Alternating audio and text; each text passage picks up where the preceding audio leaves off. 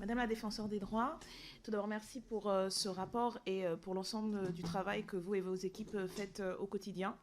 Les retours que nous avons en circonscription des habitants et habitantes qui font appel à vos délégués montrent à quel point c'est important et qu'il faut toujours plus de moyens pour pouvoir déployer tous ces dispositifs.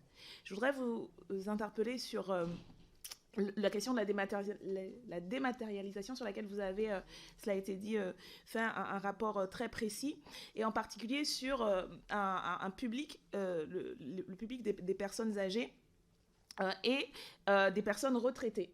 C'est une question qui nous a été portée par les associations, qui sont très souvent en fait les structures qui doivent répondre au non-accès dans les services publics pour un certain nombre de publics, dont les personnes âgées, et donc notamment en matière de retraite. C'est l'interpellation qui nous a été faite, qui m'a été faite par une association à Yemzamen dans le 18e arrondissement, qui s'est retrouvée en fait avec, qui s'occupe des personnes âgées pour notamment les problématiques de logement, et qui s'est retrouvée à devoir prendre en charge en fait les difficultés de ces personnes qui voyaient les agences et guichets de la Caisse nationale d'assurance maladie, d'assurance vieillesse fermés, et qui étaient complètement désemparés face à ça, et qu'on renvoyait en fait vers les associations sans que par ailleurs il y ait le moindre budget supplémentaire ou dispositif de financement de ces associations pour faire l'accompagnement, en rappelant que ce n'est pas à l'origine l'objet des associations en question, et qui donc voient aussi une partie de leur travail un peu détourné. Et donc je voudrais vous entendre en particulier sur ce sujet, et vous parliez du déport sur les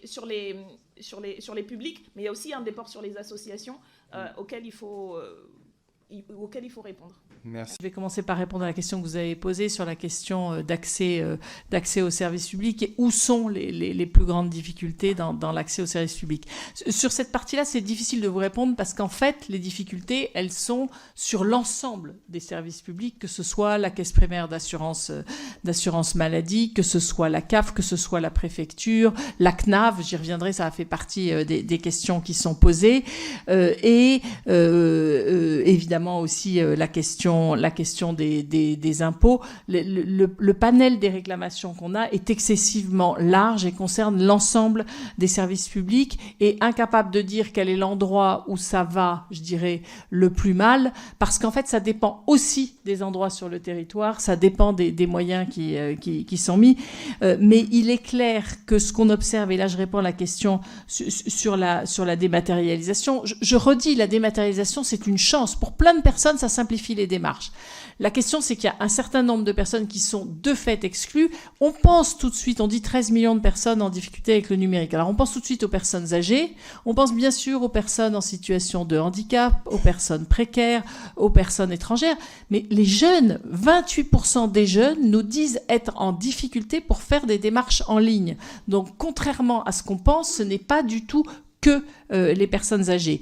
Et là-dessus, pour moi, il y a deux priorités quand on parle d'accès aux services publics. C'est de maintenir une double entrée. Ce n'est pas possible de faire que de la dématérialisation. Il faut que ce soit encore possible de déposer des dossiers papier. Et le deuxième, je dirais, qui en est le corollaire d'ailleurs, c'est le maintien des accueils. C'est indispensable de pouvoir aller rencontrer un agent de service public, de pouvoir exposer les difficultés. Ça me permet d'élargir à la question particulièrement des personnes âgées et comment faire valoir ses droits à la retraite. Il y a clairement un report de charge de ce que faisait avant un agent de service public vers le monde associatif qui le fait à la place, vers les éducateurs, les assistantes sociales, vers les proches quand ils peuvent le faire. Mais ce qui était avant le rôle du service public, dont le rôle est de service au public, risque dans ces cas-là d'être oublié. Donc je maintiens deux priorités, double entrée, papier et dématérialisé, et la question de l'accueil. Les espaces France Service, vous êtes plusieurs à l'avoir évoqué.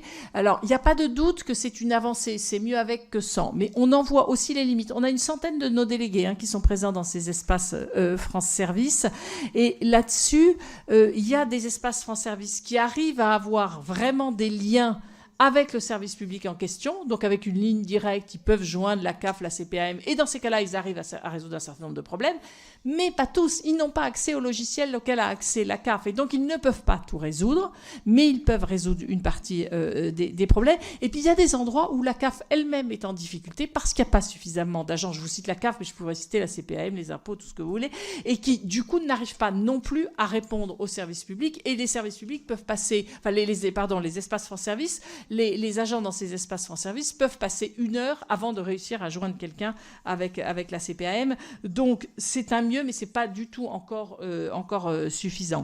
Sur les questions de naturalisation, on a rendu un rapport sur pas finalement le choix qui est de la décision de l'État, enfin, de savoir s'il naturalise ou pas, mais sur les délais. La règle est de rendre une décision dans les 6 mois. Et ce que nous observons, c'est 2 ans, 3 ans, 4 ans où les personnes n'ont pas de réponse.